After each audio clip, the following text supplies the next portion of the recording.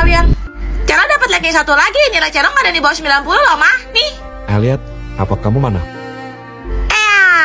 Waduh, merah semua gini. Hayu lu, Koko pasti abis diomelin sama Mama. Astaga, Elliot, kenapa kamu nggak? Yang penting kamu udah berusaha yang terbaik ya, Elliot. Good job. Mama nggak marah? Enggak kok. Nih laptop baru biar kamu makin semangat belajar. Wah, makasih, Pak. Kamu juga hebat banget, Celo. Papa udah beli tiket liburan ke Jepang sama VIP pas Disneyland buat kamu, Celo. Mama sama Papa nggak adil. Padahal Celo yang dapat ranking 1. Kalian semua pilih kasih. Biar aku yang ngomong. Cielo, kamu tahu nggak pas ujian akhir? Snow, kamu tolong bangunin si Aida sahur, Gi. Di saat kamu terlelap, Koko nggak tidur. Dia berusaha belajar semalaman suntuk sampai subuh. Dan setelahnya dia langsung berangkat ke sekolah. Elliot. Cielo sadar nggak? Cielo dianugerahi kecerdasan yang luar biasa. Tapi sekalipun Koko nggak pernah iri atas pencapaian kamu. Walaupun Koko kurang secara akademis, tapi Papa ingat dia pernah bilang, Lihat deh, Pak. Keren kan? Ini piala Celo. Pinter banget ya dia. Elliot bangga punya adik kayak Celo. Celo, main bareng yuk. Nih, kamu duluan. karena adil itu sama rata porsinya. Malam minggu gabut nih, main apa yuk? Lo tahu nggak, ada petak umpet yang bisa dimainin sendirian. Namanya Hitori Kakurenbo. Lah, yang satu ngumpet, yang cari siapa? Hantu. Ih, gimana caranya? Pastiin lo bener-bener sendirian, gak ada siapapun di rumah, termasuk peliharaan. Iya, Jadi, kita harus punya boneka yang lengkap tangan kakinya, kayak punya lo tuh. hah? Hah? Keluarin seluruh kapas dari badan boneka, terus isi pakai beras, kuku, dan darah dari pemain. Lalu jahit kembali menggunakan benang merah. Ribet ya. Kasih nama bonekanya, terus taruh dalam baskom yang berisi air di kamar mandi. Oke, Nyalain TV, cari saluran yang gak ada sinyalnya. Siapin segelas air garam di tempat persembunyian, dan matikan semua lampu. Ingat, permainan ini hanya bisa dilakukan jam 3 pagi. Mulailah berhitung. Setelah selesai, pergi ke kamar mandi dan tusuk boneka tadi dengan pisau sambil bilang, kamu yang jaga, aku yang sembunyi, sebanyak 3 kali. merinding ih. Segera lari dan sembunyi. Nanti, kalau ngerasain hal aneh kayak dengar suara langkah kaki, barang-barang berjatuhan, atau TV gonta ganti sendiri, itu artinya dia sedang mencarimu. Mateng. Jika ingin berhenti bermain, carilah boneka itu. Semburkan air garam ke arahnya sambil bilang, aku menang sebanyak 3 kali, dan permainan pun dianggap selesai. Serem banget. Gimana? Mau coba main? Ih, Sama dia Pak bayinya perempuan, tapi maaf Pak, kami tidak bisa menyelamatkan ibunya. Hari terburuk sekaligus hari terindahku adalah ketika kau lahir ke dunia ini, Juliet. Kau sempat terbangun di malam hari karena lapar. Bapak selalu ingat pertama kali kamu mungkin Bapak. Selamat ulang tahun, Juliet. makasih Bapak. Kau sangat menyukai boneka pertamamu. Matanya besar. Rapopo, Juliet, rapopo. Bapak, Juliet takut Bobo sendirian. Temenin Juliet Bobo ya, Pak. Makasih, Bapak. Juliet sayang banget sama Bapak. Petir adalah hal pertama yang paling menakutkan untukmu. Iki bekalmu, dimakan habis yo. Makasih, Bapak. Aku masih ingat pertama kali mengantarkanmu ke sekolah. Pak, Juliet berangkat sekolah dulu ya. Juliet, iki. Nggak usah, Pak. Juliet mau makan di kantin. Oh ya, nanti juga Bapak nggak usah jemput ya. Juliet bakal antar pulang sama teman Juliet kok. Oke, dah Bapak. Waktu berlalu begitu cepat, dan putri kecilku sudah mulai beranjak dewasa. Aku ingat pertama kali saat kau gagal tes ujian masuk perguruan tinggi. Kau menangis semalaman tanpa henti. Es krim. Dan di hari pernikahanmu, kau cantik sekali seperti ibumu. Lalu kau tersenyum sambil berkata, Terima kasih, Bapak. tanpa kamu tahu kalau bapaklah yang harusnya berterima kasih. Karena kehadiranmu adalah kebahagiaan terbesar dalam hidup bapak. Udah liburan nih. Kita kemana yuk? Nginep di villa aja. Mau nggak? Boleh, boleh. Oke, kita cari di internet ya. Ini gimana? Mana? Bagus tuh, murah lagi. Berangkat. Ih, kok macet sih? Mana udah mau gelap lagi. Guys, aku mau muntah. Plastik mana plastik?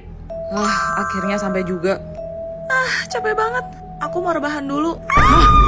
Sekringnya nggak turun. Fix mati lampu ini. Gelap-gelap gini, kita bareng aja ya tidurnya. Iya, di lantai 2 aja yang paling gede kamarnya. Aduh, dingin banget sih. Pada udah tidur.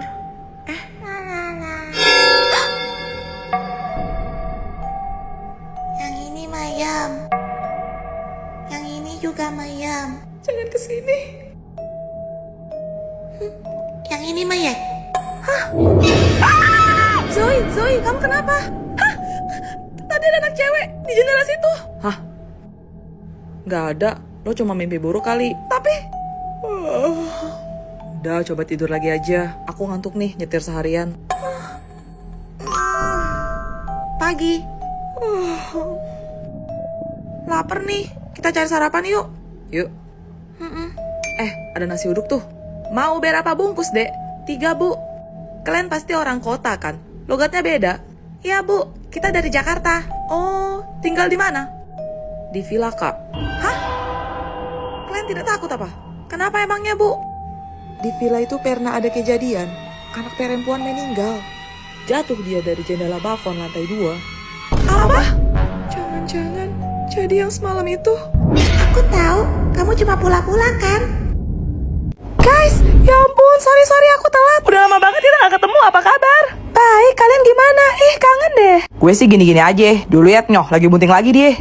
Hah? Serius? Luna boleh pegang gak? Boleh kok. Selamat ya Juliet. Nendang dong, jagoan ini kayaknya. Perasaan lo bunting mulu, tokcer bener sih Snow. Kamu masih kerja di Arkadia, Luna? Iya nih, aku baru balik dinas, langsung berangkat ke sini. Wih, tas lo bagus banget lo Luna, pasti mahal ya? Oh, ini Luna nabung-nabung tahu. Baru segitu doang aja udah bangga. Sombong banget sih kamu, Luna. Ah, elah, kayak lo sanggup beli aja. Enak aja, bukan Mimi gak mampu beli. Cuma Mimi tuh gak suka sama tas yang ala-ala cewek gitu. Kalian kan tahu dari dulu selera Mimi tuh yang kayak cowok banget. Kalau yang menye-menye gitu sih, sorry, Mimi gak level. Siapa yang undang siluman ubur-ubur sih? Gak tahu. Amit-amit cabang bayi. Kamu lagi sibuk apa sekarang, Juliet? Aku cuma sibuk ngurusin anak di rumah, Luna. Soalnya si kembar Elliot sama Cello itu masih nakal banget tingkahnya. Makanya, kamu tuh harusnya menikmati masa muda. Bukannya nikah cepet-cepet. Kenapa? Takut gak laku ya? Jangan sampai tumbut sebelum pakai botol sirop ya. Sabar, Tifa, sabar. Ternyata setelah beberapa tahun berlalu, kalian tambah payah ya. Luna cuma jadi budak kantoran. Juliet jadi pembantu di rumah sendiri. Terus kamu, Tifa, aku denger tadi kamu gini-gini aja. Berarti kamu gak kerja dong jadi beban keluarga. Apa cuma Mimi ya satu-satunya yang berhasil sukses menjadi orang hebat? Oh, emangnya jadi pelakor itu hebat ya? Baru tahu. Kamu itu alih-alih simpenan pejabat Pertamingkem yang kena kasus korupsi sampai 1 kuadriliun kan? Kalian tuh jangan fitnah ya. 1 kuadriliun? Maunya banyak uga. Kalau dibeliin somai dapat berapa ya? Terus siapa bilang Tifa pengangguran? Dia berhasil ngejar mimpi aja di konten kreator loh. Abah iya, palingnya kecek-kecek. Nih, kamu lihat sendiri. Gak mungkin. Seperti biasa, tiap malam Jumat gue bakal ngundang tamu ke studio buat ceritain pengalaman horor mereka. Loh, mati lampu ya? Surprise. Happy birthday! Wah, makasih ya, jadi terharu. Karena hari ini spesial, kalau biasanya Tifa yang bawain podcast. Hari ini Caca yang cerita, silahkan. Wah, beneran surprise ya jadinya. Baiklah kalau begitu.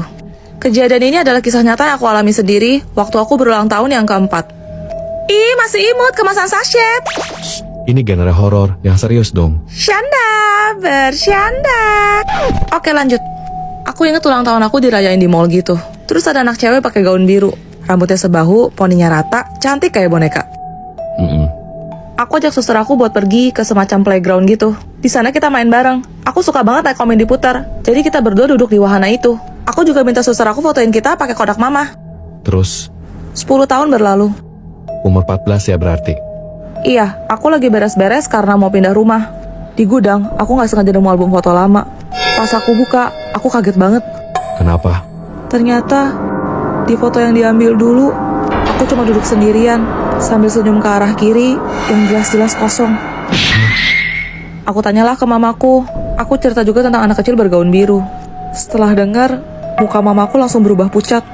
Karena ciri-cirinya mirip banget sama anak tetanggaku yang meninggal sehari tepat sebelum hari ulang tahunku.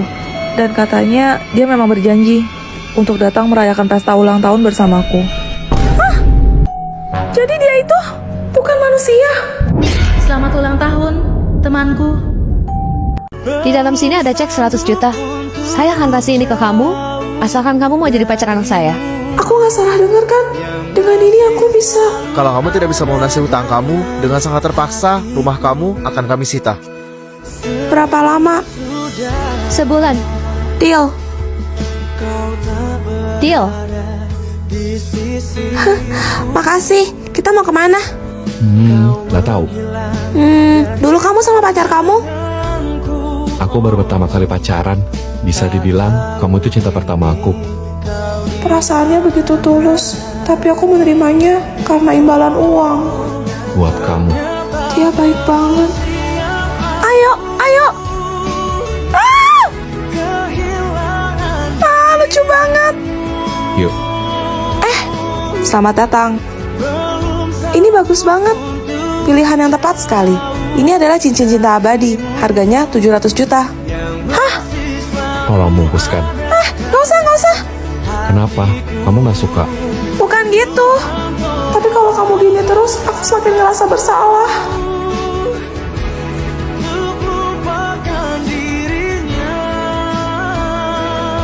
Kamu pasti cantik kalau pakai itu. Gaun pengantin. Aku bisa tambahin uangnya. Selama kamu mau turutin kemauan aku. Ternyata dia tahu.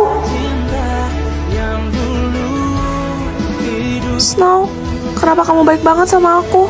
Karena aku sudah lama menyukaimu. Fotoin dong. Geser dikit. Wah, kalian pasangan yang serasi banget. Lihat sini. Maaf Bu, ini saya balikin uangnya. Saya nggak bisa jalanin hubungan palsu gini lagi. Saya beneran cinta sama Snow. Gak perlu, nak. Maksudnya, Snow udah pergi. pergi kemana? Ma, umurku sisa sebulan lagi. Boleh nggak Mama wujudin keinginan terakhir aku? Apapun, nak. Apapun.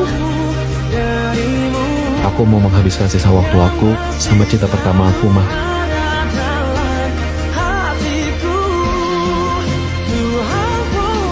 Gak mungkin. Juliet, terima kasih. Aku selalu mencintaimu. Semoga kita bisa bersama di kehidupan yang lain.